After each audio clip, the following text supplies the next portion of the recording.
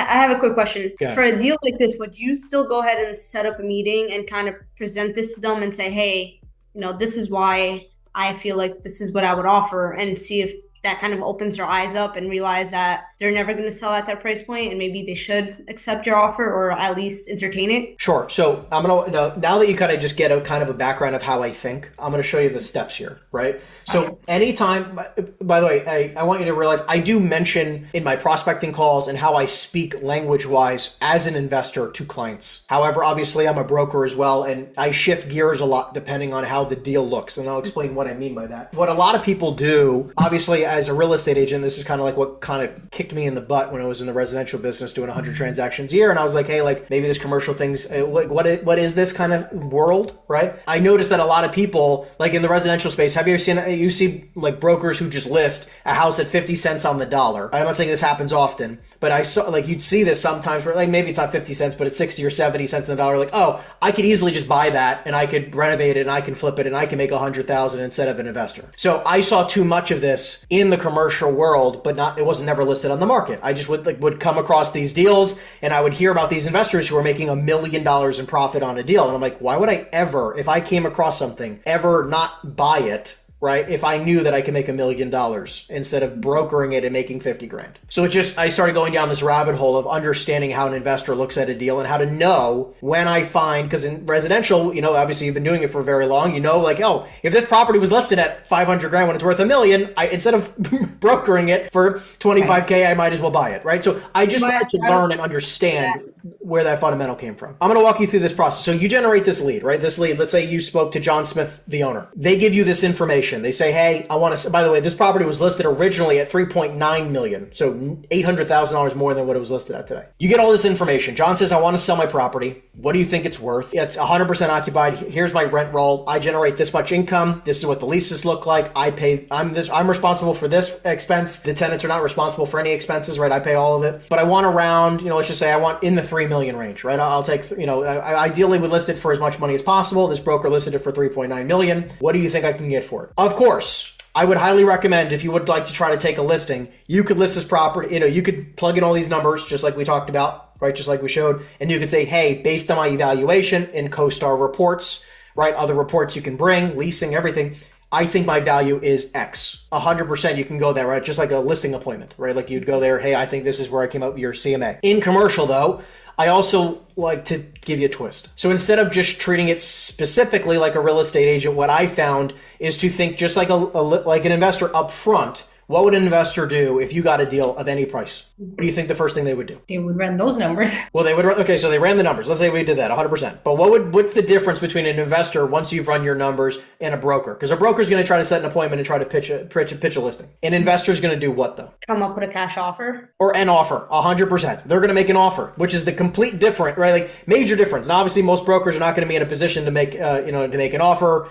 Can buy the property. But what I want to share with you is what has made my team successful and me successful in this space. I make an offer 100% of the time. So what I'm doing now is like, let's just say I'm the broker, we're all together. We just generated this lead, gave us all the information. We're now going to come up with a number in which we believe this property is worth. He can want any number, right? It's just like any client. So we make an offer. Right now, my offer might be 1.8 million bucks. Okay. Even though he tells me it's worth 4 million, right? Or whatever he says it's worth. Obviously we can do our numbers and we're going to come up with why we believe it's worth 1.8, but I submit an offer instead. That's my first thing, right? So I generate the lead, I evaluate, and then I'm going to submit an offer on it. Oh, hey, I have a buyer. It doesn't have to come from you. I have a buyer, John Smith. I can be your buyer on every lead. You can literally just have Henry Eisenstein buyer on it, and we submit an offer. The reason why we do this is because we have found that more than just comps, more than just data or a spreadsheet, the biggest moving factor when it comes to getting a seller to make decisions is an offer. We found that instead of waiting weeks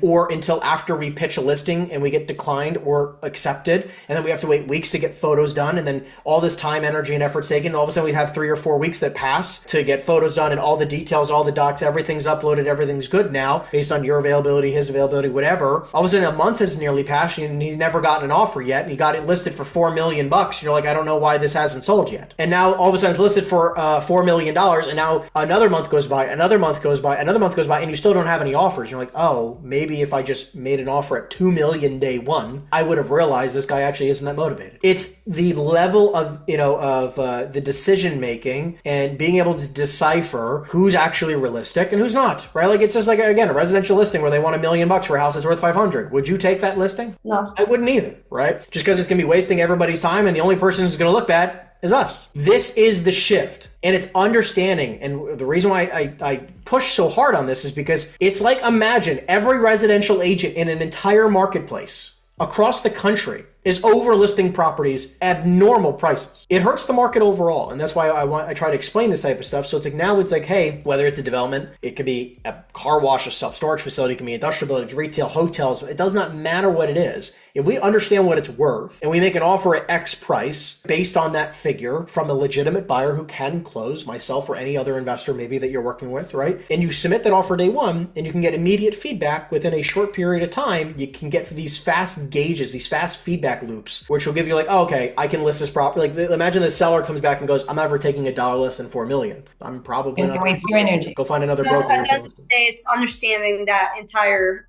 Excel sheet that you showed. Mastering the underwriting and then going from there. It's definitely a big part of it, for sure.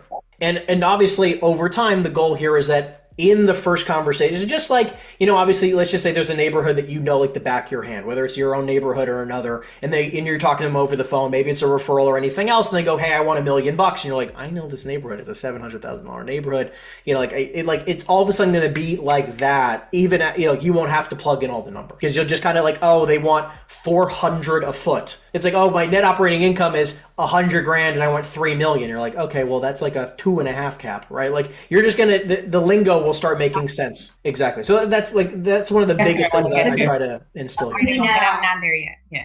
So what I'm saying is that's me now when it comes to like fix and flips. Like, I have the formula memorized. I know if it makes sense right away. Exactly. And I do the same theory that either I'll go in there as a cash offer first, and then if it doesn't work out, I can list it, whatnot. So it's very similar, just on a bigger scale. 100%. Exactly. So, and then obviously the interesting piece here is that, like, obviously, like, 90% of the time or more, right, we're not going to try to buy it. Yeah, right? That's what I was gonna say. For instance, if we generate this lead and we, underwrite and we come up with, let's just say the exact same one, I say, okay, then we reach out to them and say, we have a buyer that, is willing to pay 1.8. But what if we don't change that? We can say we have potential buyers that may be willing to pay X. Exactly. So at that point, you're literally just trying to gauge their level of flexibility or interest. It's like when I made an offer on your Clark without really knowing. But I knew that was the number that they would come in. Mm-hmm. And it, like, look, it's just like those agents who go into an office or a listing appointment and they go, listen, I have options for you. We can either list it here, we can get you a cash offer here, or if you're a little bit, if you want to sell in 3 weeks or 2 weeks or something like that, we'd list it here. And I just try to have that feedback loop happen as fast as freaking possible, because so many, it's like the funniest thing in the world. In the commercial world, I don't understand why, I've never understood it, but it's like anytime someone gets a name, a number, and a little bit of information, they go, I got a deal. This is unbelievable. They get like so jacked up about it. It's like the weirdest thing. In residential, nobody seems to do that. It's like in commercial, every deal, everyone just gets so excited. Like their whole life's going to change. It's like I just had a guy bring me a deal where the seller wanted 1,000 a square foot. I'm like, I could build 2 buildings for the same price or more and still have probably $5 million left over. And I'm like, where on planet Earth can I pay this price? So it's noticing those kind of intricacies, which I kind of wanted to stress to you here. But that's kind of a foundational level of really, like, now when you get a lead, right? Like, obviously you said you had this development deal. It's like, okay, well, let's do the numbers, right? Like, what is it going to be worth?